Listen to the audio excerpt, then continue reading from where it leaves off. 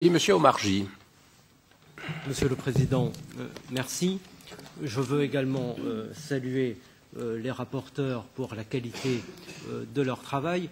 Le document met en évidence un élément qui me semble essentiel. Cet exercice est un exercice technique, mais c'est surtout un exercice politique. Et permettez-moi, sur ce plan, de faire quelques remarques.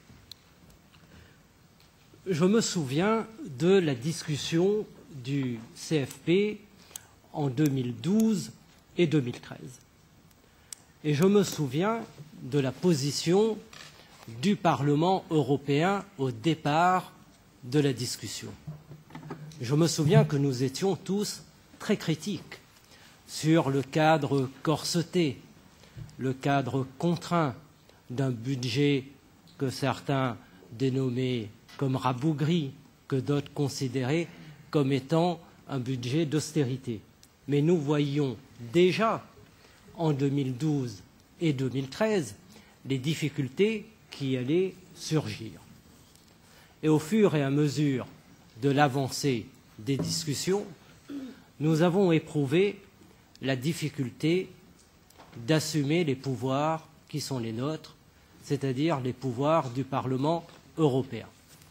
C'est la raison pour laquelle je veux attirer vraiment l'attention des collègues sur le fait que le Parlement européen et notre commission du budget doivent avoir le courage de ces pouvoirs et des pouvoirs qui sont aujourd'hui confiés par le traité de Lisbonne. Le deuxième point, c'est que cette position politique, elle doit être assumée et elle doit être portée par le Parlement européen.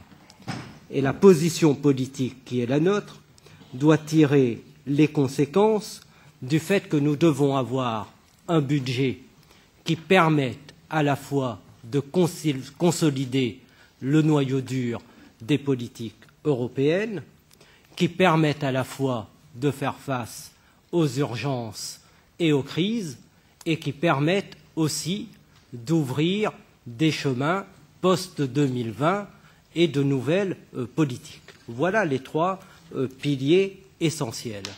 Et nous devons le faire tout simplement parce que priver le projet européen de son principal instrument, à savoir le budget, eh bien, c'est le meilleur moyen que de renforcer ceux qui ne croient plus au projet européen et les eurosceptiques. C'est pourquoi cet exercice d'apparence technique est un exercice extrêmement important sur un plan politique. Dans les priorités que nous considérons comme essentielles, je prends l'exemple, enfin, vu que c'est un exemple qui est parlant, de l'IEJ. Tout le monde s'est félicité de la création de l'IEJ pour faire face à ce fléau du chômage des jeunes. Et c'était un point extrêmement positif dans la démonstration que nous faisions de la capacité de l'Union européenne à s'attaquer à ce problème en créant un dispositif nouveau. Et patatras, un an après, voilà que l'IEJ est stoppée dans sa montée en puissance. Eh bien, il faudra tirer les conséquences de tout cela. Et puis surtout, dans les perspectives post-2020, il faudra vraiment que nous nous interrogions sur la question des ressources propres, qui, évidemment, est l'un des moyens qui permettent d'atteindre les ambitions. Merci.